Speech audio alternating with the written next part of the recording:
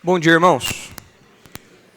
Queridos, nós vamos nessa primeira palestra, pode projetar, por favor, Davi? Nós vamos nessa primeira palestra do nosso mês de corações puros, nós vamos tratar da gravidade da impureza sexual aos olhos de Deus. Nós teremos 5 preleções e essa vai ser a nossa primeira parada de análise bíblica, nosso primeiro estudo da Escritura. E como o título dessa pregação denuncia, o objetivo é colocar as coisas no devido lugar. Nosso objetivo aqui não vai ser definir tanto agora o que é ou quais são as colorações da impureza sexual, tanto porque os textos falarão por si mesmos, conforme nós fizermos as leituras, já nos trarão exemplos e ilustrações do que é impureza sexual, da abrangência desse tema, da abrangência desse pecado, desse cesto de pecados, mas também porque nós vamos ter uma preleção específica que vai tratar a respeito das variações da impureza sexual. Preleção essa que será ministrada pelo pastor Thomas. Então, o nosso objetivo aqui será se concentrar em 2 palavrinhas ou 2 expressões desse título, como os irmãos veem aí em destaque. Eu quero destacar para os irmãos que esse é um assunto grave, por isso é o primeiro, então é um assunto sério, é um assunto importante, mas também é um assunto que deve ser visto pelos olhos de Deus. E quando nós falamos que esse é um assunto grave, nós precisamos dar essa ênfase porque os crentes perderam a noção de que a impureza sexual é algo condenável e algo sério demais. Os crentes banalizam a sexualidade com gracejos, com risadinhas, com piadinhas de duplo sentido, com compartilhamentos imorais na internet, com piadinhas, vídeos, músicas que são compartilhadas à torta e à direita, e não tem mais o discernimento da seriedade, da gravidade, da importância desse assunto aos olhos de Deus. Muitas pessoas que têm contato com pornografia, com fornicação, nesse contexto imoral, às vezes procuram os pastores não querendo orientação, não querendo algum tipo de direção para lutar contra esse pecado, mas se colocam no papel de vítima e, pasmem, buscam nos pastores uma espécie de comparsa. Talvez ali uma espécie de confessionário protestante, tentando confessar os pecados para aliviar a consciência, mas se colocam como vítimas. Pastor, é muito difícil, eu não queria me deitar com a minha namorada, não queria me deitar com a minha noiva, mas aconteceu, e pobre de mim. E com isso os crentes têm banalizado a imoralidade, têm levado a imoralidade ao nível da normalidade, é uma coisa que Deus não liga, é uma coisa que pode ser tratada de qualquer jeito, sem qualquer relevância, sem qualquer seriedade. Mas a impureza sexual é grave, como o título ali sugere, porque ela distorce a criação, afronta o Criador e destrói a criatura. Ela distorce a criação porque Deus deu o sexo, Deus deu a nossa mente, Deus deu o nosso corpo para que fossem usados de um modo específico, para que fossem usados do modo como Ele, o Criador, definiu. E quando nós pegamos isso e jogamos na lama do pecado, nós distorcemos o propósito de Deus para o sexo, nós distorcemos o propósito de Deus para o corpo, nós distorcemos o propósito de Deus para o casamento, nós distorcemos o propósito de Deus para toda a criação. Nós afrontamos o Criador porque dizemos com as nossas ações que nós sabemos o que é melhor e que nós queremos viver do nosso jeito, não de acordo com as regras de Deus, não de acordo com o modo como Deus definiu as coisas. E isso destrói a criatura porque uma vida sexual desregrada, os pecados dessa natureza, pecados sexuais, pecados relacionados à impureza, à imoralidade, destroem o corpo humano, destroem relacionamentos, destrói tudo aquilo de bom que pode existir na vida de uma pessoa, levando muitas vezes ela até mesmo à morte, como a própria Escritura diz. Então esse é um assunto grave, esse é um assunto sério.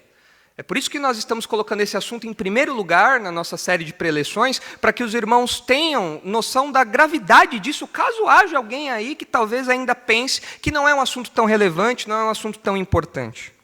Mas além de ser um assunto grave, o nosso título denuncia que nós precisamos ler tudo isso pelos olhos de Deus. É verdade que a gravidade desse assunto pode ser vista pelas consequências práticas que uma vida de impureza traz. Mas esse assunto será tratado pelo pastor Isaac na preleção seguinte. Hoje o nosso objetivo vai ser exclusivamente olhar a gravidade desse assunto aos olhos de Deus. E essa expressãozinha, olhos de Deus, significa que nós, como crentes, adotamos uma visão de mundo cristã, ou como popularmente ficou conhecido o termo, uma cosmovisão cristã. Isso quer dizer o quê? Que nós lemos a vida a partir dos valores de Deus. Que nós interpretamos a vida a partir dos valores expressos na revelação de Deus, a partir da Escritura. Nós não interpretamos a vida a partir dos nossos gostos pessoais, nós não interpretamos a sexualidade a partir das nossas inclinações, a partir dos nossos desejos, aquilo que eu gosto, aquilo que eu deixo de gostar, não. Nós, como crentes, adotamos uma visão de mundo, as lentes pelas quais nós lemos o mundo são as lentes que o próprio Deus nos entrega na Escritura. Isso é uma visão de mundo cristã. E na prática isso significa odiar o que Deus odeia e amar o que Deus ama. Então nós precisamos, como crentes, realinhar os nossos afetos, porque o pecado distorce os nossos afetos. Nós passamos a amar aquilo que Deus odeia e nós passamos a odiar aquilo que Deus ama. Nós dizemos que o plano de Deus é opressor. Nós dizemos que aquilo que Deus determina é sufocante. Então nós passamos a odiar isso, quando na verdade nós temos que amar isso. Então, ler as coisas pelos olhos de Deus significa adotar uma visão de mundo cristã. Odiar aquilo que Deus odeia e amar aquilo que Deus ama. Mas essa expressãozinha também, de modo talvez secundário, de modo mais sutil, não é apenas informativa. Essa expressãozinha, olhos de Deus, nesse título, não é apenas informativo, mas tem que ser assustadora. Quando nós falamos de ver esse assunto pelos olhos de Deus, ou a partir dos olhos de Deus, ou levando em conta os olhos de Deus, isso tem que nos deixar tremendo. Isso tem que nos deixar preocupados e realmente, legitimamente assustados, apavorados. Porque na Escritura, essa expressão, olhos de Deus, o modo como Deus interage com a sua criação, mostra para nós que Ele é onisciente e mostra para nós que Ele não apenas é onisciente, mas Ele também é um juiz onisciente. Vejam o que diz Apocalipse capítulo 2. Vejam como esse assunto da imoralidade é tratado a partir dessa expressãozinha, ou de uma expressão semelhante a essa. Apocalipse capítulo 2, versículo 18.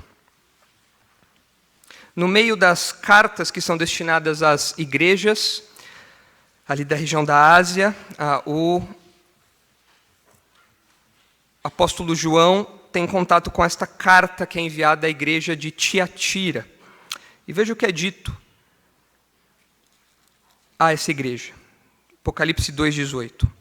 Ao anjo da igreja em Tiatira escreve: estas coisas diz o Filho de Deus, que tem os olhos como chama de fogo e os pés semelhantes ao bronze polido. Essa expressãozinha aqui, olhos como chamas de fogo, aponta para o Senhor Jesus como alguém que vê tudo e como alguém que, por ter os seus olhos como chamas de fogo, está pronto a julgar.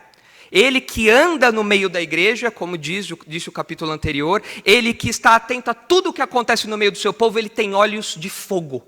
Não dá para fugir do seu olhar, e o seu olhar é um olhar de julgamento, é um olhar de juízo, é um olhar de quem está atento ao que acontece na sua igreja e não fará vistas grossas ao pecado. E o texto continua: conheço as tuas obras, o teu amor, a tua fé, o teu serviço, a tua perseverança e as tuas últimas obras, mais numerosas do que as primeiras. Tenho, porém, contra ti o tolerares que esta mulher, Jezabel, que a si mesma se declara profetisa, não somente ensine, mas ainda seduz os meus servos a praticarem a prostituição e a comerem coisas sacrificadas a ídolos. Quando nós lemos isso aqui, nós vemos que havia ali uma falsa mestra, uma profetisa, que induzia o povo à idolatria, que induzia o povo à mentira, e talvez num primeiro momento nós pensemos aqui que essa prostituição é uma espécie de linguagem simbólica para a idolatria, como alguém que está adulterando o seu compromisso com Deus. Entretanto, quando nós continuamos o texto, nós vemos que há colorações de imoralidade sexual, como era comum na idolatria da antiguidade. Veja como continua o texto. Dei-lhe tempo para que se arrependesse. Ela, todavia, não quer se arrepender da sua prostituição. Eis que a prostro de cama, bem como em grande tribulação os que com ela adulteram, caso não se arrependam das obras que ela incita. Matarei os seus filhos, e todas as igrejas conhecerão que eu sou aquele que sonda mentes e corações, e vos darei a cada um segundo as vossas obras. Há uma aparente ironia aqui. Eles gostam de se prostituir na cama, então eu os prostrarei na cama. Aquilo que é o leito onde eles se deleitam ali nos prazeres da carne, será o leito de morte deles. Por quê? Porque eu sou o Senhor com olhos de fogo, que sonda os corações e as mentes, e dou a cada um conforme as suas obras, porque eu não tolero o pecado. Então essa expressãozinha, olhos de Deus, tem que nos fazer tremer, você tem que chacoalhar no banco. Porque nós estamos diante de um Deus que tem olhos de fogo e que anda no meio do seu povo, vendo as obras de cada um. E a imoralidade sexual, como é descrito aqui, não passa despercebido. Agora, os irmãos, desde já, devem ter em mente uma relação curiosa que a Bíblia apresenta várias vezes entre a idolatria e a imoralidade. Aqui em Apocalipse 2 nós vemos isso. O falso ensino, a mentira, a idolatria e a imoralidade. Esses dois pecados andam lado a lado. É impressionante como nós vemos isso ao longo de toda a Escritura. Idolatria e imoralidade. De fato, ambientes idólatras são ambientes impuros desde a antiguidade. Os cultos pagãos eram cultos de imoralidade, cultos de impureza, cheio de devassidão, cheio de prostituição. E isso continua sendo verdade hoje. Ambientes idólatras continuam sendo ambientes de imoralidade. E você não precisa pensar apenas nos templos, nas igrejas, supostas igrejas, onde essas práticas acontecem. Mas se você tem um coração idólatra, se você tem um coração repleto de ídolos, que não adora o Deus verdadeiro, mas que se curva diante de outras coisas, como seus próprios desejos, suas próprias vontades, a imoralidade obrigatoriamente acompanhará isso. A imoralidade anda lado a lado com a idolatria. Tendo explicado o título, ao tratar desse assunto, nós vemos que a Bíblia é recheada de vários textos que falam sobre isso, de Gênesis a Apocalipse. Nós precisaríamos de um ano inteiro, talvez mais, para tratar de todos os textos que falam sobre isso. Mas a minha proposta aqui nessa manhã é que nós tenhamos uma visão panorâmica desse tema, destacando em alguns textos um ponto ou outro que chama a nossa atenção e contribuem para a nossa teologia bíblica desse assunto. A teologia bíblica da gravidade da impureza sexual aos olhos de Deus. Então nós vamos agrupar os textos que leremos da seguinte forma. Pode colocar o esboço, por favor, Davi? Quero apresentar para os irmãos 4 evidências bíblicas da gravidade da impureza sexual aos olhos de Deus. E nós vamos agrupar os textos dentro desse nosso esboço. A primeira evidência é a condenação repetida desse pecado nas Escrituras. Como eu disse, de Gênesis a Apocalipse, Deus, na sua revelação, condena a impureza sexual nas suas mais variadas expressões. Desde o pensamento, desde a cobiça, até o ato mais sujo concretizado. De Gênesis a Apocalipse, o Senhor condena isso várias e várias e várias e várias vezes. E a repetição disso é uma evidência de que o assunto é grave, o assunto é sério. A segunda evidência bíblica é o trato radical e detalhista dado a esse assunto. Nós vemos que em algumas passagens Deus está preocupado com detalhes da nossa vida, com questões que talvez num primeiro momento nós não liguemos tanto, ou nós achemos que é um pouco secundário, mas Deus fala, não, esse assunto é tão importante que eu quero que vocês estejam atentos aos detalhes, aos mínimos detalhes da vida de vocês. Em terceiro lugar, a terceira evidência bíblica é a punição severa aplicada aos imorais obstinados. E em quarto lugar, a quarta evidência é a união do crente com Cristo e a habitação do Espírito Santo. Essas 4 evidências bíblicas somam, então, todas elas, uma infinidade de textos, que é claro, nós vamos selecionar apenas alguns para tratar aqui. Poderíamos listar outras evidências, poderíamos reagrupar as evidências de outro jeito, mas eu creio que esse roteiro aqui seja didático e funcione para a nossa proposta aqui. Então vamos, sem mais delongas, tratar aí do primeiro ponto, a primeira evidência bíblica da gravidade da impureza sexual aos olhos de Deus, que é a condenação repetida desse pecado nas Escrituras. Quando você começa o seminário, uma das primeiras matérias que você tem é uma matéria que se chama MEB, Métodos de Estudo Bíblico. E essa matéria MEB, dentre várias coisas, ela nos ensina a observar o texto bíblico para extrair as informações e poder montar ali um estudo pessoal, devocional, uma pregação e tudo mais. E um detalhe muito interessante dessa matéria, um aspecto que é reprisado aí em livros pelos professores, é que na observação do texto você deve estar atento às repetições. Se um autor bíblico repete uma palavra, se um autor bíblico repete um assunto, se o autor bíblico repete alguma expressão, é porque ele quer enfatizar aquilo. É porque ele quer dar destaque para aquilo. Os pais fazem isso com os filhos, repetem 1 milhão de vezes. Filho, leva a blusa quando sair de casa. Filho, não esquece o guarda-chuva. Filho, não anda com tal pessoa. Essa repetição que às vezes os filhos falam, poxa vida, não aguento mais você falar isso. Por quê? Porque é algo importante, é algo sério. E ao longo de toda a Escritura, Deus repete que a impureza sexual é um pecado grave. Então a repetição, a condenação repetida desse pecado mostra para nós a seriedade com que temos que tratar isso. Várias referências mostram a malignidade desse pecado e, se é repetido, então é algo importante. Os irmãos devem se lembrar que desde o Pentateuco nós temos lá o comando em Êxodo, nos 10 mandamentos, Êxodo 20, nós temos o comando de não adulterarás. Há uma ordem clara para que o povo não se envolva em moralidade sexual naqueles que são os mandamentos talvez mais conhecidos, que estavam ali naquelas tábuas. Você tem nos livros históricos, como o pastor Isaac mencionou, o pecado de Davi com Batseba, narrado lá em 2 Samuel, capítulos 11 e 12, e a oração que Davi faz no Salmo 51, que nós lemos aqui no nosso tempo de leitura bíblica, mostrando a gravidade desse assunto e as consequências desse assunto. Aquele pecado que começou como uma ociosidade, que muitas vezes é a origem do pecado de imoralidade sexual, a ociosidade, terminou com um homicídio. Para você ver toda a evolução do pecado na vida de Davi e como o pecado sexual ocupa protagonismo naquele episódio. Se os irmãos olharem Provérbios capítulo 7, nos livros poéticos, que também enfatizam isso, os irmãos verão que em Provérbios 7 há um capítulo todo dedicado à mulher imoral.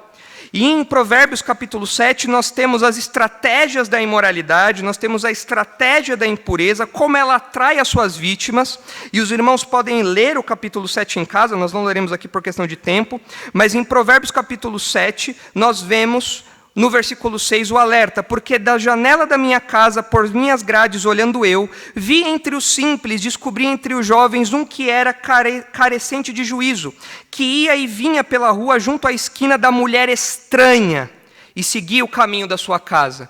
E a descrição continua falando que essa mulher se aproximou dele, que essa mulher se vestia de um jeito específico, falava de um jeito específico, envolvia esse jovem de um jeito específico, de modo que ele cai na sua armadilha. E se os irmãos olharem o versículo 24, os irmãos veem: agora, pois, filho, dá-me ouvidos e se atento às palavras da minha boca. Não se desvie o teu coração para os caminhos dela, e não andes perdido nas suas veredas, porque a muitos feriu e derribou, e são muitos os que por ela foram mortos. A sua casa é caminho para a sepultura, e desce para as câmaras da morte. Um capítulo inteiro dedicado ao perigo da imoralidade. Quando nós chegamos nos livros proféticos, nos profetas maiores, nos profetas menores, nós vemos os profetas condenando as ações do povo que se relacionavam à imoralidade. Mas nós vemos também uma descrição curiosa. Nós vemos que a idolatria, como eu falei, idolatria e imoralidade andam sempre lado a lado. Nós vemos que o próprio Deus, para descrever a idolatria, usa da descrição da imoralidade. Ele compara, o autor bíblico, Deus compara a idolatria ao adultério. E para fazer isso, usa imagens chocantes. Se os irmãos olharem Ezequiel, capítulo 23, nós vamos ler aqui o capítulo todo. Eu reconheço que é um capítulo bem chocante, leia depois na sua casa. São descrições que nos deixam até um pouco constrangidos enquanto estamos lendo, mas é justamente para mostrar a sujidade, para mostrar o grau de torpeza do adultério espiritual quando comparado à imoralidade sexual. E quando nós chegamos no versículo 30, a descrição mais forte está no começo do capítulo, em Ezequiel capítulo 23, nós vemos Deus comparando Judá e Israel a duas meretrizes, duas prostitutas, que são chamadas de Oolá e Oolibá. São os nomes das duas prostitutas, que são figuras, símbolos para falar das cidades ali, dos povos de Israel e de Judá. Quando nós chegamos no versículo 30, nós lemos o seguinte: Ezequiel 23:30. Estas coisas se te farão porque te prostituíste com os gentios e te contaminaste com os seus ídolos. Vejam, Deus está usando da imoralidade como uma figura para falar da idolatria do povo. Pule agora para o versículo 37. Porque adulteraram e nas suas mãos a culpa de sangue, com os seus ídolos adulteraram e até os seus filhos que me geraram ofereceram a eles para serem consumidos pelo fogo. Aqui o sacrifício a Moloque, que foi condenado já no Pentateuco, oferecer os seus filhos a deuses pagãos, tirando a vida deles. E olha agora os versículos 43 e 44. Então disse eu da envelhecida em adultérios, continuará ela em suas prostituições? E passaram a estar com ela como quem frequenta uma prostituta, e assim passaram a frequentar a Oolá e Oolibá, mulheres depravadas. Nós vemos aqui Deus usando de uma linguagem carregada, de uma linguagem pesada, de uma linguagem que remete à imoralidade, ao adultério, à impureza, à prostituição, para enfatizar como é grave o pecado da idolatria, como é grave o pecado do adultério espiritual. Então Deus, para enfatizar isso, usa essa linguagem. E os leitores de Ezequiel entenderam a gravidade disso, pelas figuras que são apresentadas aqui. Então nós vemos Pentateuco, livros históricos, livros poéticos, livros proféticos, o Antigo Testamento enfatizando isso várias vezes. Quando nós chegamos no Novo Testamento, a repetição desse assunto também é frequente. E um detalhe interessante do estilo literário do Novo Testamento é que o modo como os autores escrevem, no modo como eles escrevem, eles fazem uso de um recurso que são listas de virtudes e vícios. São listas que apresentam como é o homem mau, longe de Deus, e como é o homem bom que serve a Deus. Essas listas, claramente, não são exaustivas, ou seja, elas não listam todos os pecados existentes, ou todas as virtudes que podem existir no mundo, mas elas são características. Ou seja, quando o apóstolo Paulo quer descrever o homem mau, ele pensa numa lista de pecados, numa lista de vícios que marca a vida do incrédulo. Quando quer descrever o crente, pensa numa lista de virtudes que marca a vida do crente. E quando nós olhamos para vários textos do Novo Testamento, nós encontramos sempre ali qual pecado? A imoralidade, a impureza sexual. Começando pelas palavras de Jesus em Mateus capítulo 15. Acompanhe aí comigo, vire as páginas da sua Bíblia, marque aí na sua Bíblia. Se Deus enfatiza isso, repete isso, é porque é um assunto importante. E nós precisamos ver a gravidade disso. Mateus capítulo 15, versículo 19. Veja o que o Senhor Jesus diz a respeito disso.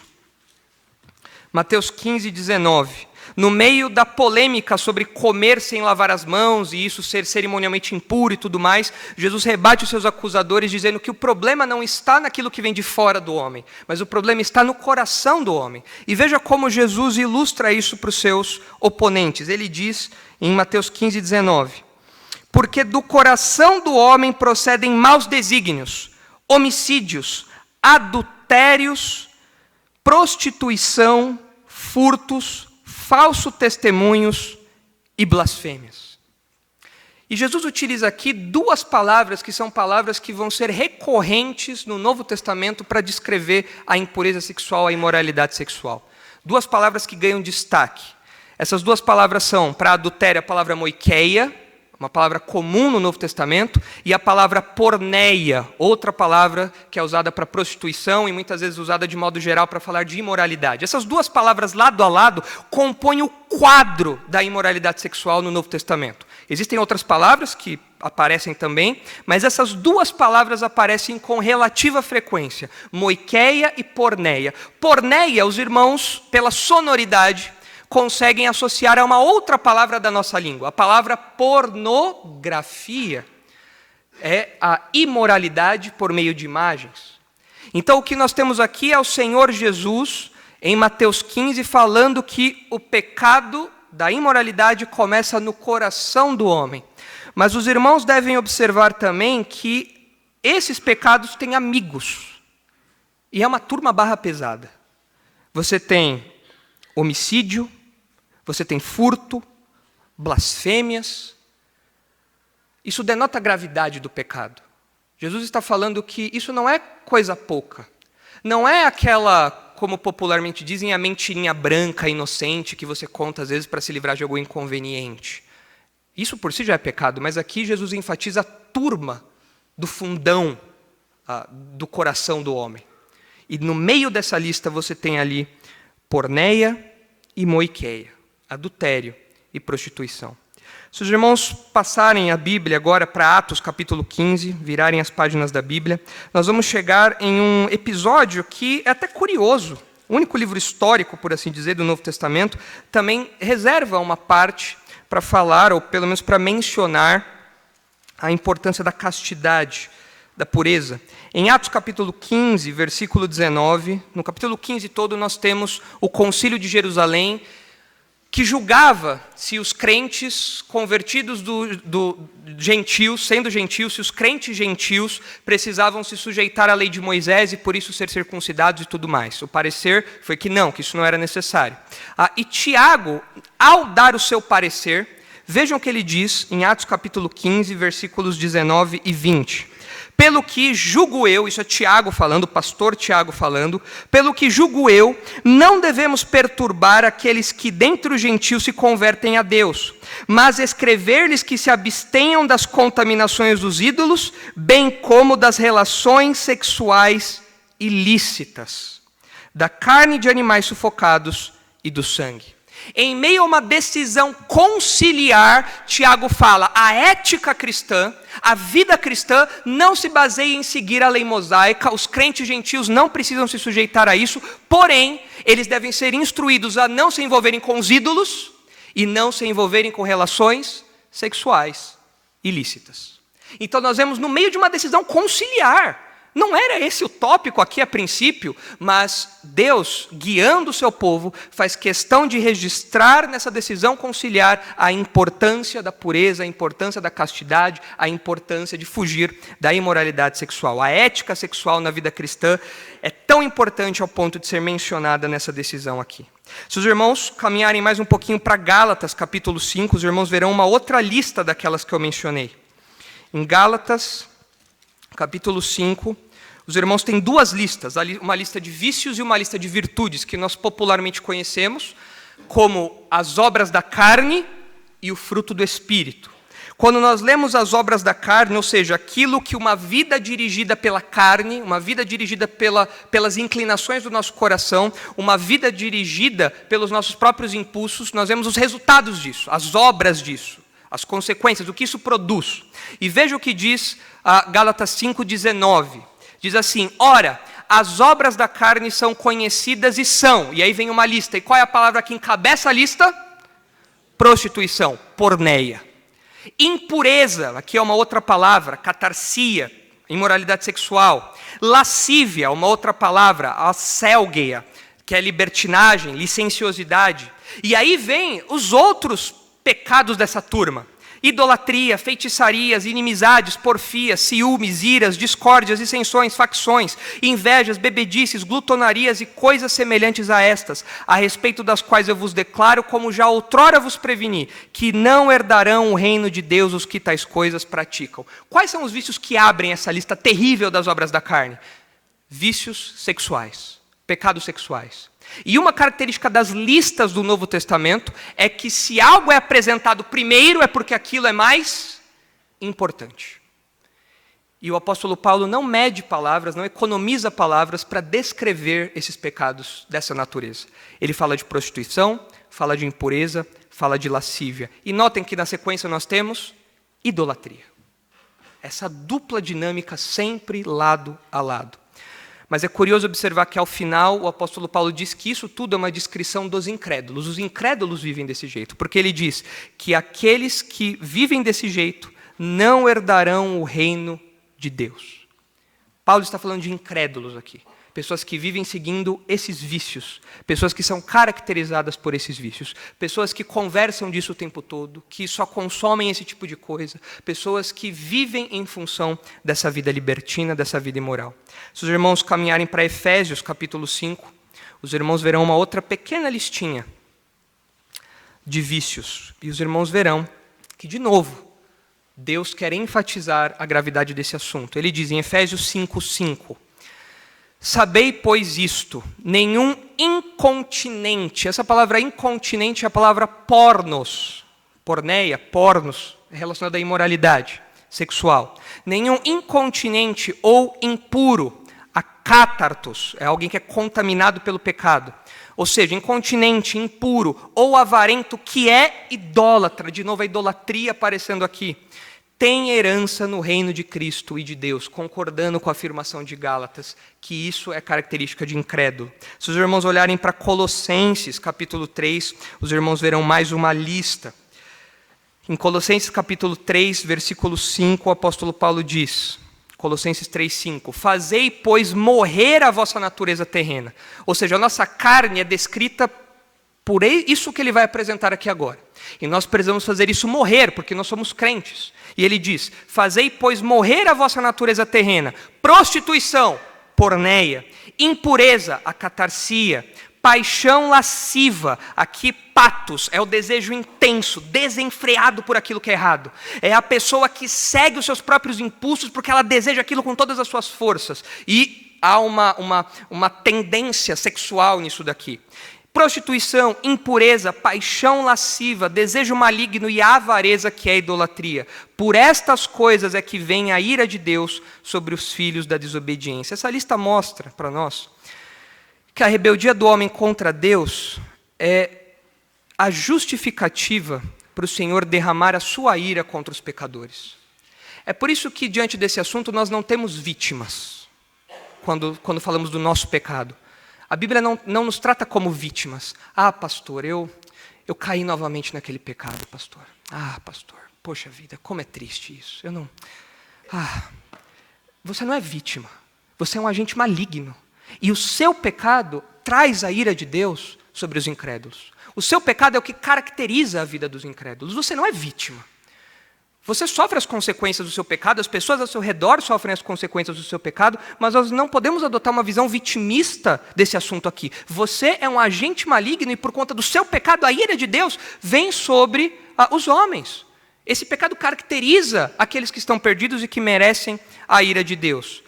Mas se você é alguém que é caracterizado por isso daqui, se você é alguém que tem a ira de Deus sobre você, se você é alguém entregue aos seus próprios desejos e você não conhece o Evangelho, você não conhece a salvação que há em Jesus, você precisa da continuação do versículo. Você precisa tornar essas coisas passadas.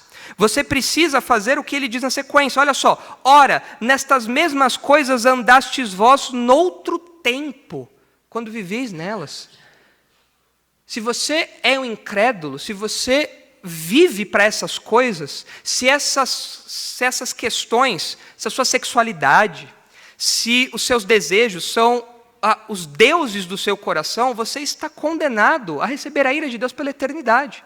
Você precisa fazer com que essas coisas se tornem passado, como aconteceu aqui com os leitores de Colossenses. E se você é crente, você tem que fazer o que o apóstolo Paulo diz no versículo 5, fazei morrer. Você tem que fazer miar aquilo. Você tem que minguar, você tem que fazer minguar aquilo. Você tem que fazer aquilo definhar. Você tem que fazer aquilo, essa natureza sua ser apagada, enfraquecida ao ponto de morrer. Você não pode se associar ao modo de vida que você tinha antes da conversão. Você não pode fazer isso. Veja o que diz Apocalipse, capítulo 21, mais uma lista. Apocalipse, capítulo 21, versículo 8. Quando é descrito o novo céu e a nova terra e a condenação dos ímpios, veja o que é dito para nós no versículo 8 de Apocalipse 21. Quanto, porém, aos covardes, aos incrédulos, aos abomináveis, aos assassinos, aos impuros, pornos, aos feiticeiros, aos idólatras e a todos os mentirosos, a parte que lhes cabe será no lago que arde com fogo e enxofre, a saber, a segunda morte. E se os irmãos olharem o capítulo 22, os versículos 14 e 15, os irmãos verão um contraste e uma repetição. É dito, Apocalipse 22, 14.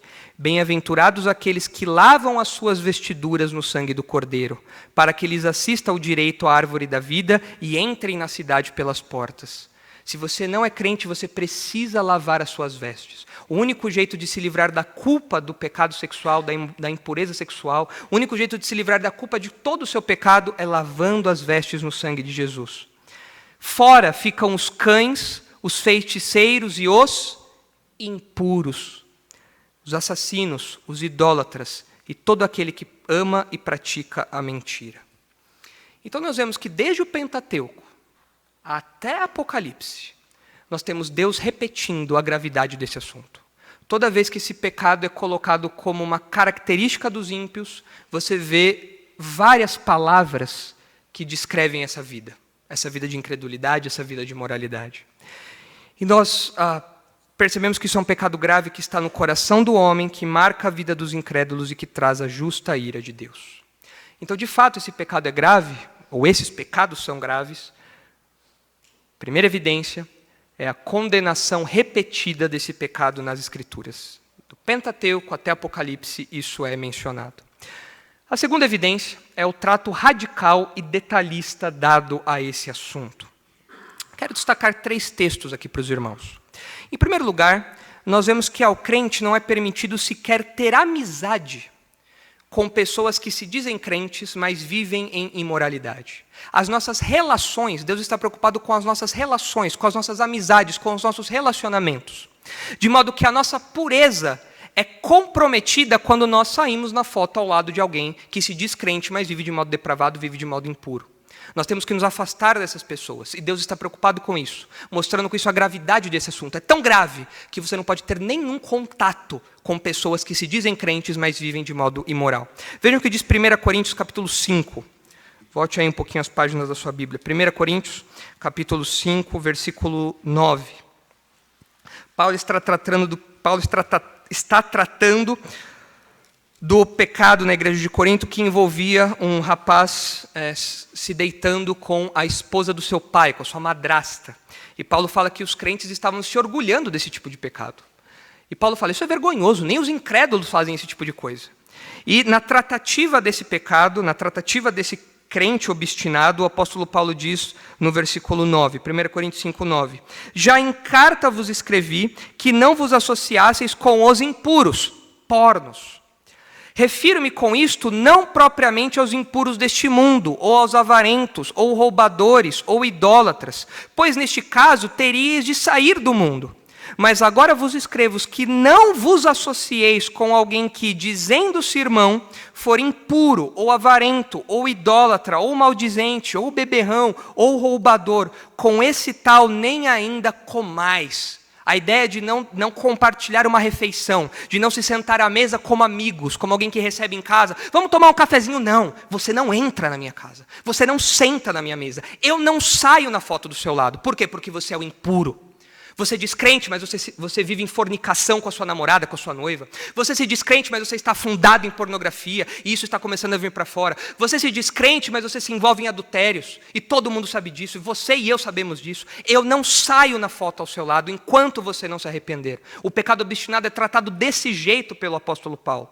Pois com que direito haveria eu de julgar os de fora? Não julgais vós os de dentro, os de fora, porém, Deus os julgará. Expulsai, pois, de entre vós o malfeitor. É por isso que nós, na nossa igreja, nós aplicamos a disciplina bíblica para qualquer tipo de pecado obstinado. Muitas pessoas podem pensar que alguns pecados de natureza sexual, por serem muito privados, por serem muito íntimos, não são dignos da disciplina bíblica. E eu não sei de onde tiraram isso. Qualquer pecado obstinado pode estar dentro da disciplina bíblica. Aqui nós temos um pecado de adultério, um pecado de fornicação, enfim, um pecado terrível que maculava ali aquela igreja, e o apóstolo Paulo fala, expulsem a pessoa desse meio. Nós já disciplinamos em nossa igreja pessoas a que compartilhavam coisas indecentes. Não chegamos a expulsar a pessoa porque a pessoa se arrependeu no momento da assembleia, mas ela foi levada até a assembleia. Você pare de compartilhar coisas indecentes, porque senão você será expulso daqui. Isso mostra como esse assunto é grave. Deus não quer nenhuma associação com esse tipo de gente. Zero, nada. Se os irmãos olharem para Mateus capítulo 5, os irmãos verão que além dos nossos relacionamentos, que não podem ter nenhum tipo de contato com esse assunto, os irmãos verão que os nossos pensamentos não podem ter esse tipo de coisa. Deus está preocupado com as nossas amizades e Deus está preocupado com os nossos pensamentos. Veja o que diz Mateus capítulo 5, versículo 27 a 30.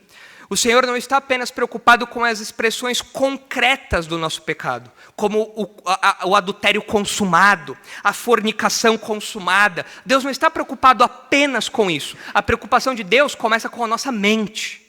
A sua mente não pode ter contato com esse tipo de coisa.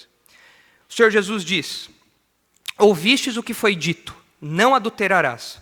Eu, porém, vos digo. Aqui, quando Jesus fala, eu, porém, vos digo, pode ser que ele esteja como legislador autorizado, sendo o próprio Deus, pode ser que ele esteja ampliando aquilo que foi dito lá atrás e mostrando que a ética da nova aliança, a ética do reino, é uma ética que se estende até mesmo aos detalhes que anteriormente não tinham sido apresentados ao povo. O Senhor Jesus está mostrando que a ética cristã, a ética do reino, atua nos nossos pensamentos, no nosso coração. Mas pode ser que o Senhor Jesus também esteja falando que desde a lei de Moisés, já havia o desejo de Deus de que o coração fosse atingido por essas ordenanças. Então, seja de um modo, seja de outro, nós vemos que Deus está preocupado com algo além do que a mera regrinha, do que o mero preceito. Deus está preocupado em atingir o nosso coração. E o Senhor Jesus diz, vocês ouviram, não adulterarás. Eu, porém, vos digo, qualquer que olhar para uma mulher com intenção impura no coração, já adulterou com ela. O adultério não se consumou, mas o pecado já se instalou ali.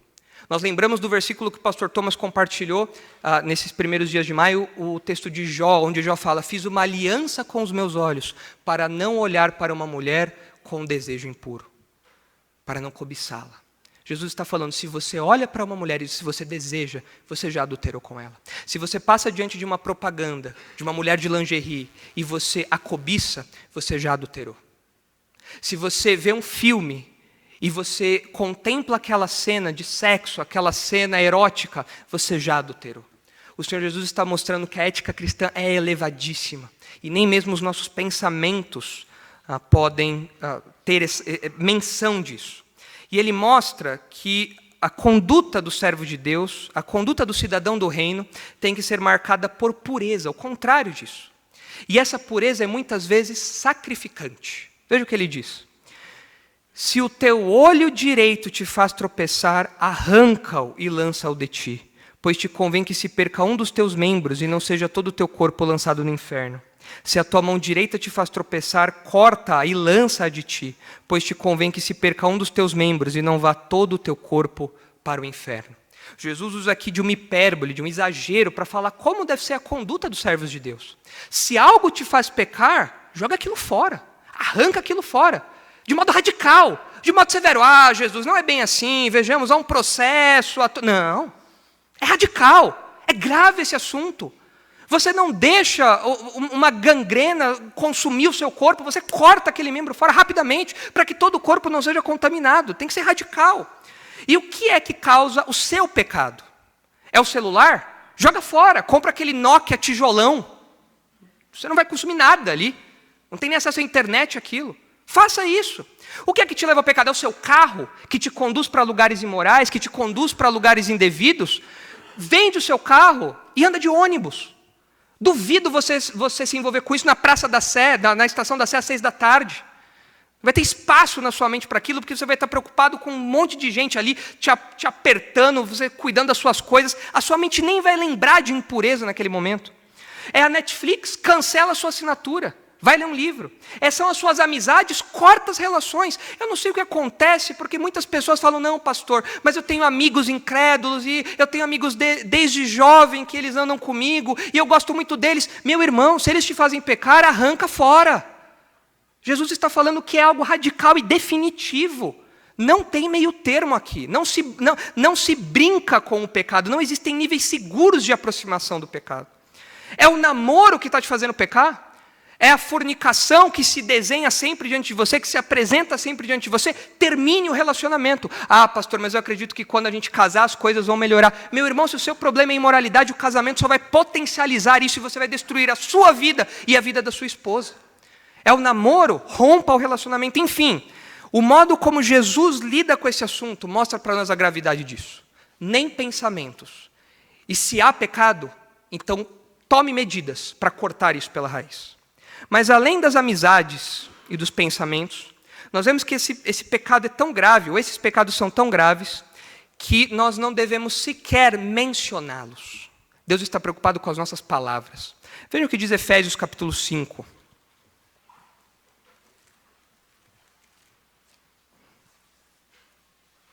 Efésios capítulo 5.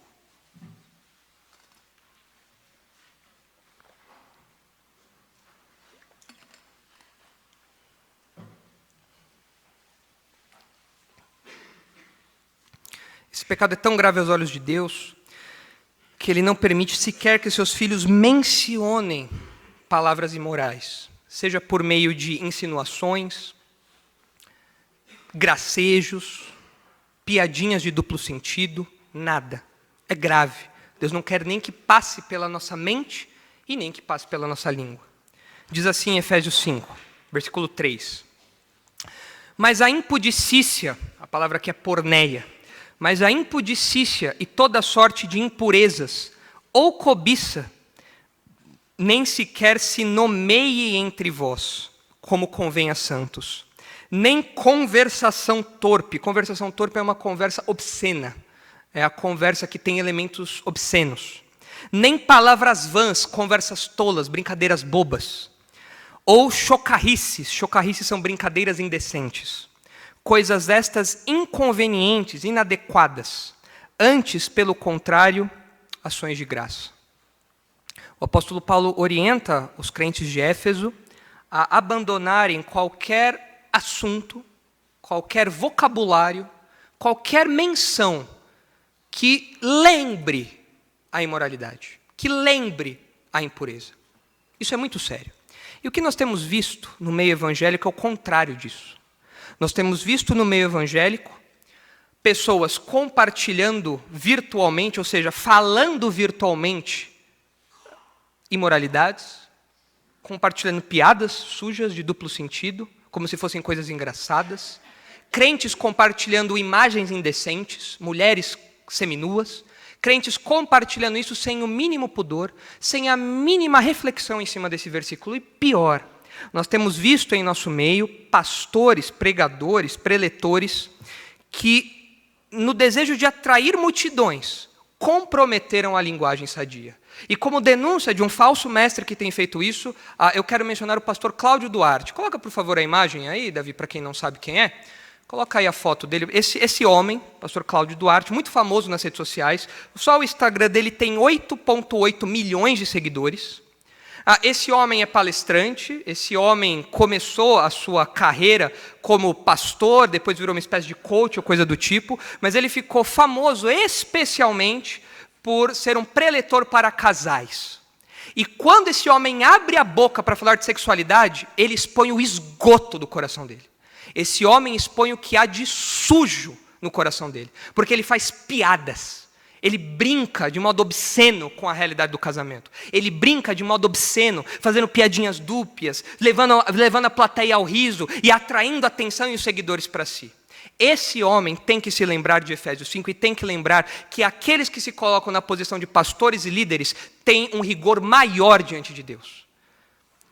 Tiago diz, não se tornem muitos de vós mestres, porque sobre os mestres existe o maior rigor. E esse homem tem levado o povo de Deus à imoralidade, à indecência, supostamente aconselhando casais, restaurando casamentos, mas na verdade é um grande desserviço que esse homem está fazendo. Por quê? Um dos motivos, além do conteúdo, que é um conteúdo raso, coach, além disso, o modo como ele se refere a essas coisas, as palavras que ele usa, são palavras indecentes. Irmãos, fujam desse homem. Não compartilhem nada de homens como esse. Nós poderíamos mencionar outros aqui. O pastor Ed Renekiewicz, também usando de uma retórica pomposa para falar de coisas, de comportamentos imorais, aprovando isso. Nós poderíamos falar de Caio Fábio, talvez os mais antigos se lembrem da influência desse homem no meio evangélico. Um homem que também fala besteiras, sujidades. Fujam desses homens. Não há nada para nós aprendermos com eles. Ah, pastor, mas eu gosto do jeito que ele fala. Você não tem que gostar do jeito que ele fala. O que ele fala é grave. O modo como ele fala é grave, porque Deus está preocupado com o modo como nós falamos desse assunto. E isso mostra a gravidade desse assunto. É algo sério. Pode voltar para o nosso esboço, por favor, Davi. Então você tem aí a segunda evidência da gravidade desses pecados. É o trato radical e detalhista aplicado a esse assunto, dado esse assunto. A terceira evidência é a punição severa aplicada aos imorais obstinados. É verdade que todo pecado recebe a morte como salário. A Bíblia diz isso. Mas em questões temporais, pensando em aspectos presentes da vida presente, nós vemos que pecados de natureza sexual são pecados que, quando cometidos, recebem como salário uma morte prematura. Muitas pessoas morrem cedo aos nossos padrões porque se envolvem com pecados dessa natureza. Na verdade, quando nós olhamos para Gênesis capítulo 19, os irmãos não precisam abrir, eu vou só mencionar aqui, mas os irmãos devem se lembrar da história de Sodoma e Gomorra, onde os visitantes angelicais ali, aqui Ló hospeda, os moradores da cidade querem abusar daquelas pessoas, daqueles visitantes. E quando nós olhamos para o modo como Sodoma e Gomorra foi destruída, nós vemos o modo como Deus age, como Deus pune, como Deus disciplina severamente aqueles que se envolvem com esse tipo de pecado. E Sodoma e Gomorra se tornaram cidades exemplo, se tornaram cidades que caracterizam, que resumem a imoralidade. Tanto que quando nós olhamos para a cidade de Pompeia, que também foi destruída bastante tempo depois, no ano 79 depois de Cristo, nós encontramos um detalhe curioso na cidade de Pompeia. Eu trouxe aqui uma citação do livro que foi mencionado ontem pelo pastor Isaac. O livro é O que a Bíblia ensina sobre a homossexualidade, do pastor Kevin DeYoung. E fazendo um paralelo entre Sodoma e Gomorra e Pompeia, vejam o que ele diz. Um grafite em Pompeia, que foi destruída por erupção vulcânica, a erupção do Vesúvio, em 79 d.C., indica uma florescente subcultura homossexual naquela cidade. No meio do grafite, que no nível de grosseria insensata é semelhante ao que se poderia esperar ler num banheiro de posto de gasolina, ou seja, os grafites, o paralelo, é algo tão grosseiro que o paralelo seria o que nós encontramos nas portas de banheiros de gasolina, de postos de gasolina. No meio desses grafites há uma referência a Sodoma e Gomorra. Eu trouxe essa imagem, a imagem que eu encontrei, que parece que é uma digitalização dessa inscrição aí de Sodoma e Gomorra. Então, os irmãos veem aí que, pelo que eu consegui encontrar, essa seria a inscrição, provavelmente feita por um judeu, ou por um cristão, não sabemos, mas alguém que estava comparando o que estava acontecendo em Pompeia com o que havia acontecido, com o que tinha acontecido em Sodoma e Gomorra. Então, o pastor Kevin DeYoung continua. Aparentemente, isso daí foi escrito por um judeu ou cristão primitivo, que equiparou a prática de homossexualidade com os pecados dessas cidades bíblicas. E, de fato, quando você olha para as escavações de Pompeia, o pastor Marcos esteve recentemente, alguns meses atrás, em Pompeia, e o pastor Marcos compartilhou com os pastores que os estudos arqueológicos mostram que nas entradas das casas haviam pinturas, marcações eróticas, nas entradas das casas, por toda a cidade. Era uma cidade que estava envolvida de corpo e alma na imoralidade. Era uma cidade que estava envolvida familiarizada ali com esse contexto, e levando isso para dentro de casa, dentro dos lares, dentro da família, a ponto de colocar isso como um enfeite na porta. E não é de surpreender que Pompeia teve um destino semelhante a Sodoma e Gomorra. Sodoma e Gomorra foram destruídas também por conta dessa cultura baixa, dessa cultura imoral. Pompeia também foi destruída. E o que esse judeu ou esse cristão comparou é verdadeiro. E nós vivemos hoje em uma cidade que é como Sodoma e Gomorra e é também como Pompeia. Nós andamos pelas avenidas e nós vemos arco-íris. Falava ontem com o Carlos e a Cris a respeito disso. Você anda na Avenida Paulista, você vê vários arco-íris, que não representam mais a aliança de Deus com o homem, mas agora representam aquilo que foi motivo de juízo de Deus sobre Sodoma e Gomorra e sobre Pompeia. Então nós vemos a gravidade desse assunto, mas é pior do que isso. Assim como em Pompeia as pessoas colocavam como enfeites imagens eróticas e sensuais, muitas pessoas levam para dentro de casa hoje a imoralidade, a homossexualidade, o adultério, a fornicação, o consumo de pornografia. E colocam como que nas suas casas enfeites, decorando a sua vida. Não espere um destino diferente de Sodoma, Gomorra e Pompeia. Quando nós olhamos para Levítico, capítulo 18, nós vemos que na lei mosaica, Deus tratava com muito rigor esses pecados. Veja o que diz Levítico, capítulo 18. Levítico é o código de santidade, é o livro da santidade. Nós muitas vezes desprezamos esse livro, mas ele é um livro riquíssimo ao nos instruir como o povo de Deus vive por ter um relacionamento com Deus. Deus está no nosso meio, como nós devemos viver. É isso que o livro de Levítico se propõe a fazer. Em Levítico, capítulo 18, nós lemos o seguinte. Veja aí o versículo 6. Levítico 18, 6. Nenhum homem se chegará a qualquer parenta da sua carne, para lhe descobrir a nudez. Eu sou o Senhor. Não descobrirás a nudez de teu pai e de tua mãe. Ela é tua mãe, não lhes descobrirás a nudez. Não descobrirás a nudez da mulher de teu pai, é nudez de teu pai.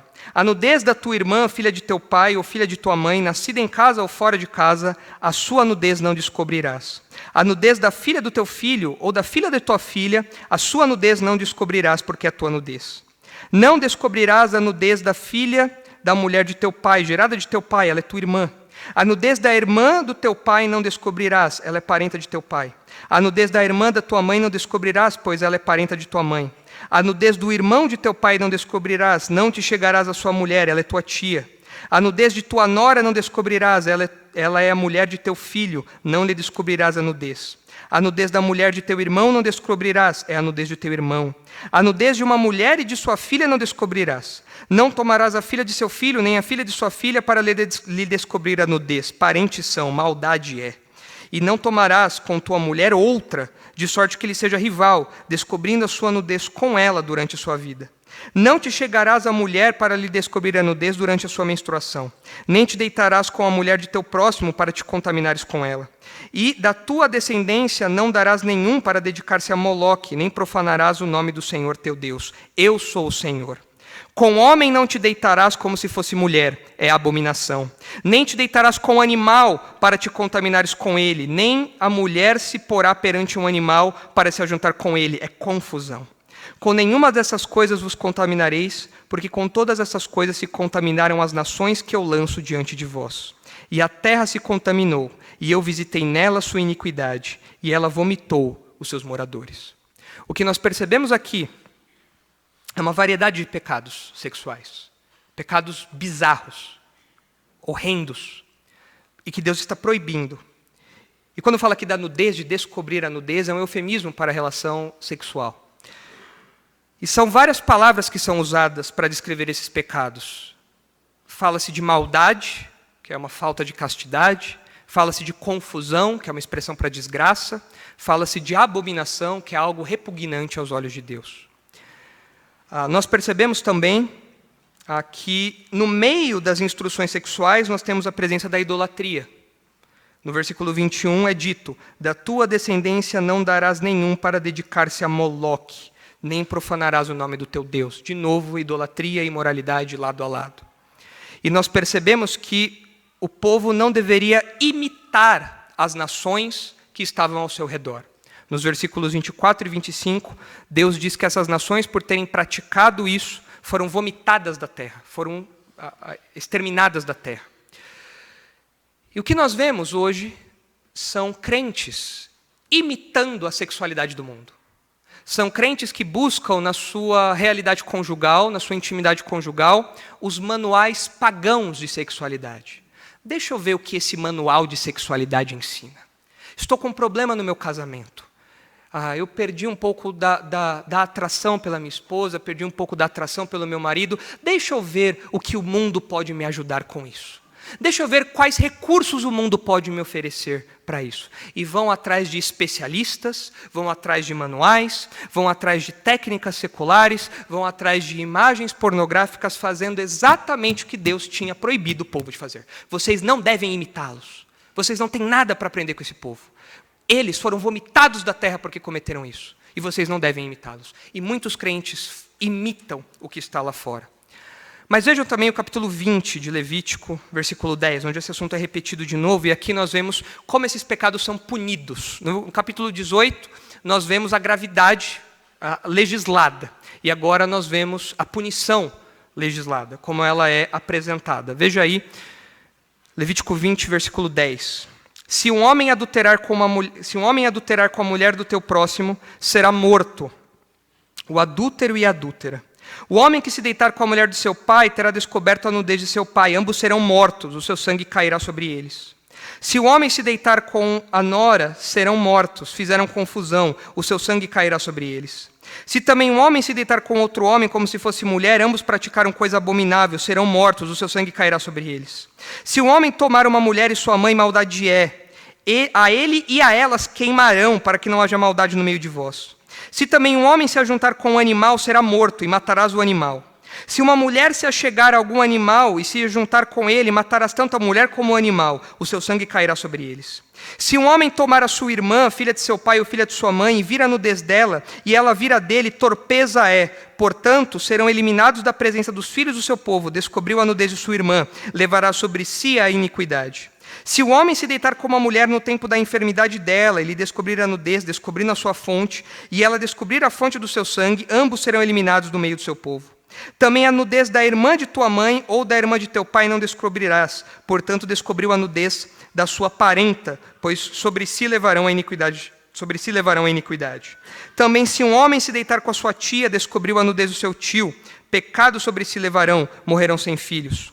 Se o homem tomar a mulher de seu irmão, imundícia é, descobriu a nudez de seu irmão, ficarão sem filhos. Guardai, pois, todos os meus estatutos e todos os meus juízos e cumpri-os, para que vos não vomite a terra para a qual vos levo para habitardes nela.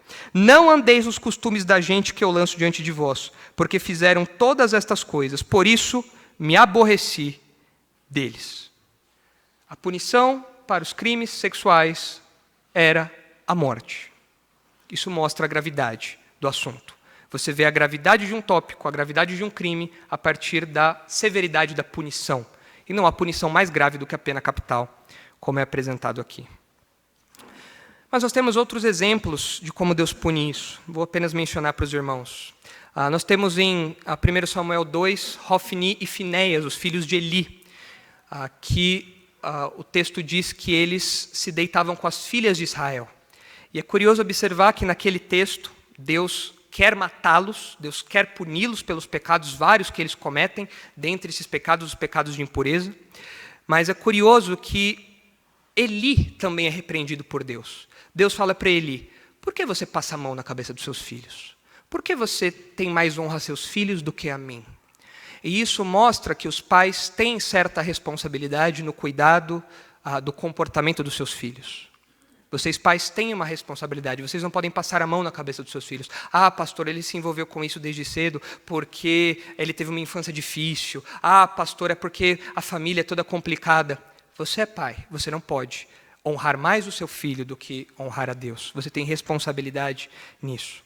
Se os irmãos olharem Romanos capítulo 1, nós temos um texto clássico que mostra o modo como Deus trata esse assunto e como há uma punição severa. Em Romanos capítulo 1, texto áureo, ao tratar disso,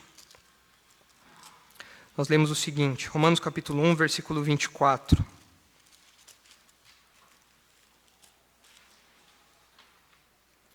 Por isso, Romanos 1, 24, por isso Deus entregou tais homens à imundícia, pelas concupiscências de seu próprio coração, para desonrarem o seu corpo entre si.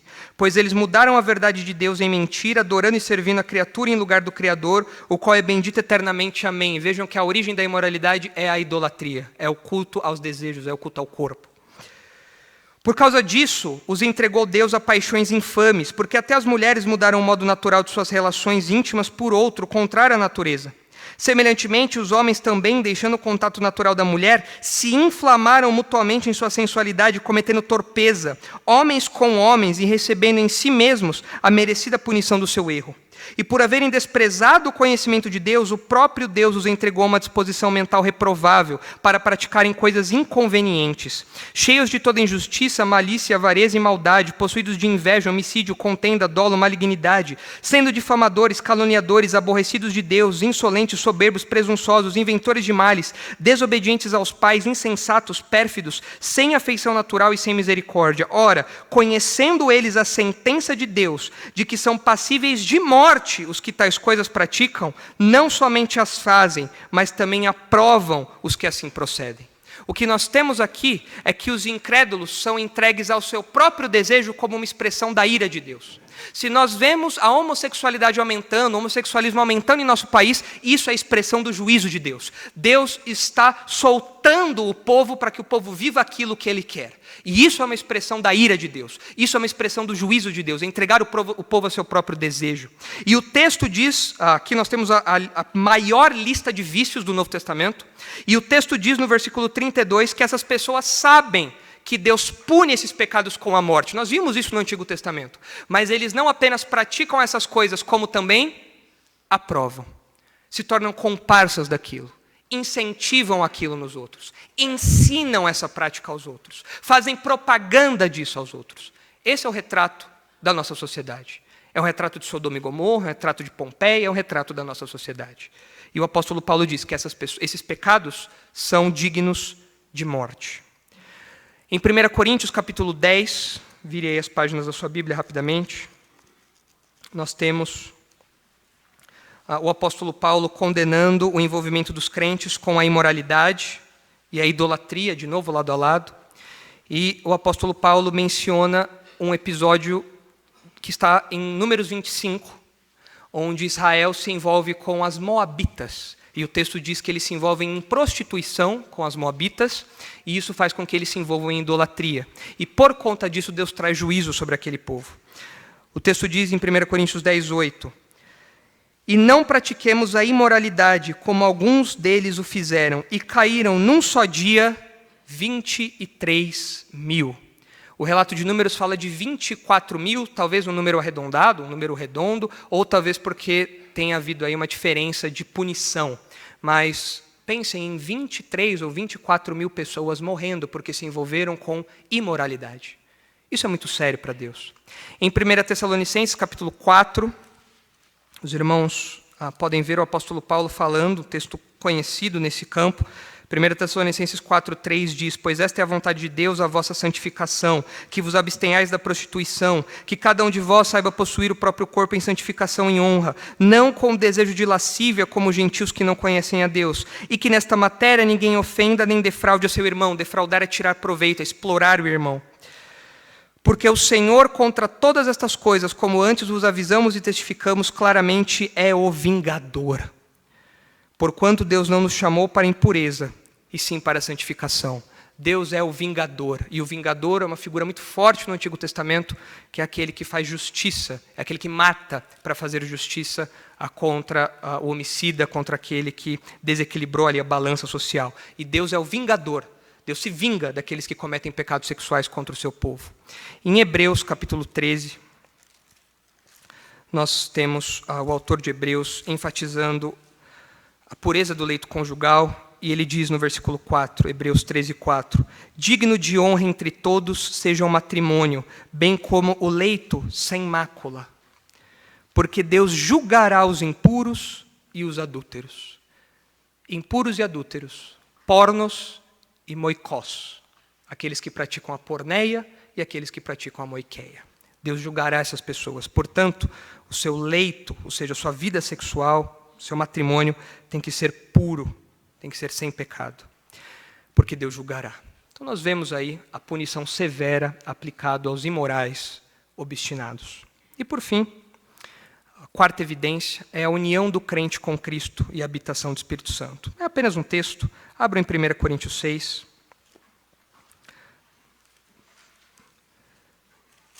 No meio da orientação que Paulo dá aos crentes de Corinto sobre não se envolverem com a idolatria e, consequentemente, com a imoralidade daqueles dias, daquelas práticas, Ele diz no capítulo 6, no versículo 15. Não sabeis que os vossos corpos são membros de Cristo? Essa é uma figura conhecida do Novo Testamento. Nossos corpos foram comprados e agora nós estamos unidos a Cristo. Nós agora somos um com Cristo. Há uma união entre nós e Cristo, como se o nosso corpo agora fosse parte do corpo de Cristo. Não sabeis que os vossos corpos são membros de Cristo? E eu, porventura, tomaria os membros de Cristo e os faria membros de meretriz? Absolutamente não. É enfático. Paulo está falando aqui de modo nenhum. Jamais. Que absurdo é esse? Eu pegar um membro de Cristo, pegar uma parte do corpo de Cristo, pegar alguém que está ligado a Cristo e uni-lo a uma prostituta. Isso é um sacrilégio. É o mais absurdo que se pode imaginar. Um crente que é membro do corpo de Cristo. O tempo todo, a partir do momento que você se converte, você é membro do corpo de Cristo, você está conectado a Cristo. E você pega o seu corpo que está ligado a Cristo, que é um instrumento de justiça, não mais um instrumento de injustiça, e você pega isso e você une a uma prostituta. É como se você estivesse colocando o próprio Cristo ao lado da imoralidade. É como se você estivesse envolvendo o próprio Deus nesse assunto. Que coisa terrível é essa? Você não pode fazer uma coisa dessa, é algo terrível. E ele continua dando ainda mais um argumento. Ele fala: ou não sabeis que o homem que se une à prostituta forma um só corpo com ela? Porque, como se diz, serão os dois uma só carne. A relação sexual é de tamanha intimidade que praticar a imoralidade sexual é desfrutar de uma união íntima que compromete não apenas o nosso corpo, mas a nossa vida espiritual também, porque ele diz no versículo 17: mas aquele que se une ao Senhor é um espírito com ele. Você não mistura essas coisas. Você não coloca essas coisas na mesma cama. Você não coloca essas coisas no mesmo ambiente. Você não coloca essas coisas no mesmo celular. Você não coloca essas coisas no mesmo computador. Você não coloca essas coisas na sua cabeça juntas. Não dá. É membro de Cristo. Você não pega o corpo de Cristo e une a essas práticas. Fugir da impureza. Qualquer outro pecado que a pessoa cometer é fora do corpo, mas aquele que pratica a imoralidade peca contra o próprio corpo. Acaso não sabeis que o vosso corpo é santuário do Espírito Santo e que está em vós, o qual tendes da parte de Deus, e que não sois de vós mesmos, porque fostes comprados por preço. Agora, pois, glorificai a Deus no vosso corpo. Por que esse pecado é tão sério? Porque Deus diz para nós em 1 Coríntios que o nosso corpo está unido a Cristo, faz parte do corpo de Cristo, e porque o nosso corpo é a habitação do Espírito Santo. E expor o templo do Espírito Santo e o corpo de Cristo à imoralidade é de uma aberração sem tamanho. Então é algo muito sério. É algo muito grave. 4 evidências bíblicas da gravidade da impureza sexual aos olhos de Deus. A condenação repetida desse pecado nas Escrituras, o trato radical e detalhista dado a esse assunto, a punição severa aplicada aos imorais obstinados, a união do crente com Cristo e a habitação do Espírito Santo. Talvez você fale assim: pastor, eu não sabia que esse assunto era tão sério, que esse assunto era tão grave. O que eu faço agora? Se você não é crente, você precisa se converter. Eu vou ler aqui para os irmãos o que diz 1 Coríntios 6, os versículos 9 a 11. Diz assim: ou não sabeis que os injustos não herdarão o reino de Deus? Não vos enganeis, nem impuros, nem idólatras, nem adúlteros, nem efeminados. Efeminados é o malakos, é o homossexual. Bem como o sodomita, que aparece na sequência. Nem ladrões, nem avarentos, nem bêbados, nem maldizentes, nem roubadores herdarão o reino de Deus. Paulo usa essas palavras específicas para mostrar as variações do pecado sexual. Ele fala que essas pessoas que são entregues a esses vícios não são crentes. Mas ele diz na sequência: tais fostes alguns de vós, mas vós vos lavastes, mas fostes santificados, mas fostes justificados em nome do Senhor Jesus Cristo e no Espírito do nosso Deus. Se você está me ouvindo e você está entregue a uma vida de vícios sexuais, e você quer sair disso, mas você não sabe como, o primeiro passo é a conversão. É o único passo, é a única saída. A única possibilidade de saída é a conversão. Você precisa de um novo coração. Você precisa de uma nova mente. Você precisa ser lavado do seu pecado. Você precisa ser santificado, separado para Deus. Você precisa ser justificado. Você precisa ter a sua culpa anulada diante de Deus. E você agora pode se apresentar diante dele e se aproximar dele. Você precisa disso. Se você está me ouvindo e você ainda não é crente, não existem técnicas para você fugir da imoralidade. Não existem métodos psicológicos para você burlar sua mente. Não adianta. Você precisa de um novo coração. E só o Senhor Jesus pode dar isso para você, por meio do Espírito Santo. Você precisa de conversão. Mas se você é crente, se você já entrou pela porta da conversão, e você ainda luta com esses pecados, você precisa de temor. 2 Coríntios capítulo 7, versículo 1 diz assim: Tendo, pois, ó amados, tais promessas, purifiquemo-nos de toda a impureza, tanto da carne como do Espírito, aperfeiçoando a nossa santidade no temor de Deus. Você precisa temer a Deus. Você precisa lembrar, este assunto é sério e é grave. Deus não faz vistas grossas. Deus não está para brincadeira nesse assunto. E quando nós falamos de temor de Deus, alguns meses atrás, na verdade, 1 ano atrás exatamente, a Anitta, que na minha opinião é a maior catalisadora de imoralidade do nosso país, dentro e fora do país, na verdade, a Anitta postou um tweet que diz o seguinte, coloca aí, por favor, Gotinha. A Anitta disse: tenho pavor dessa expressão temer a Deus. Temer não é ter medo? Eu vou ter medo de Deus porque se Ele é bom. Então eu vou cumprir a Bíblia porque eu tenho medo de Deus e do que pode acontecer comigo caso eu não siga essas regras que estão me falando aqui. A grande teóloga Anitta abriu a boca. A grande filósofa Anitta abriu a boca. E ela, no auge do seu conhecimento teológico, no auge do seu conhecimento bíblico, disse que temer a Deus é uma grande besteira. Que temer a Deus é uma grande bobeira. Que ninguém deve viver com medo de Deus. Errado, Anitta, está errado. O apóstolo Paulo diz que a nossa santidade ela é aperfeiçoada, ela é completada dia após dia, baseada, fundamentada, sob os efeitos do temor a Deus. Eu tenho sim que ter medo de Deus. Eu não preciso ter medo de Deus, da culpa pelo meu pecado. João fala que o verdadeiro amor lança fora o medo. Eu já sou um salvo. Eu não tenho mais medo de ir para o inferno, mas eu tenho medo do pai que disciplina. Eu tenho medo do pai que pega a cinta e fala, vem cá, agora a gente vai conversar. Eu tenho medo do pai que pode tirar a minha vida prematuramente quando eu obstinadamente me entrego ao pecado. Eu tenho medo sim. Eu preciso ter medo. Eu tenho que ter medo do Deus que tem olhos de fogo. E anda no meio da igreja, e conhece os corações, e sonda as mentes. Eu tenho que tremer diante desse Deus. A Anitta está errada, o apóstolo Paulo está certo. Nós temos que aperfeiçoar a nossa santidade no temor de Deus. Muitos crentes não vencem o pecado da imoralidade por falta de medo de Deus, por falta de temor, porque não entendem que esse assunto é grave, e que Deus não faz vistas grossas a isso. Se você não é crente, você precisa de conversão. E se você é crente, você precisa de temor, levando em conta a gravidade desse assunto. Vamos orar. Santo Deus, dá-nos corações puros, Pai. Esse assunto que tem sido banalizado no mundo, esse assunto que tem sido propagandeado aí no mundo como algo banal, como algo sem relevância, como algo que o Senhor não liga, a sua palavra diz o contrário. A sua palavra diz que o Senhor se importa com as nossas palavras, os nossos pensamentos, que o Senhor pune severamente aqueles que se entregam à imoralidade, obstinadamente. Senhor, livra-nos disso tudo, dá-nos uma visão correta, ajuda-nos a enxergar a vida pelos seus olhos. E que o fato do Senhor ser aquele que anda no meio da igreja, com olhos de fogo, que conhece as mentes e os corações, nos faça abandonar todo o pecado de impureza. Que nós reconheçamos a gravidade desse assunto, pelo testemunho bíblico que foi apresentado aqui.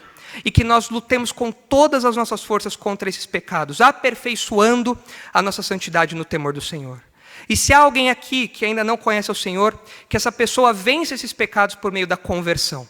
Que essa pessoa encontre no Espírito Santo tudo o que é necessário para que nós possamos vencer esse pecado. Que essa pessoa entre, Pai, para o rol dos santos. Que essa pessoa entre para o meio do seu povo e assim encontre na palavra de Deus, no Espírito Santo, na comunhão, o auxílio necessário para vencer esses pecados. Ajuda-nos, por favor, Pai. Cria em nós um coração puro. Cria em nós espíritos inabaláveis, Pai, para que nós agrademos ao Senhor, para que nós vivamos como o Senhor quer que nós vivamos. E em nome de Jesus, o nosso Salvador, que nós oramos. Amém.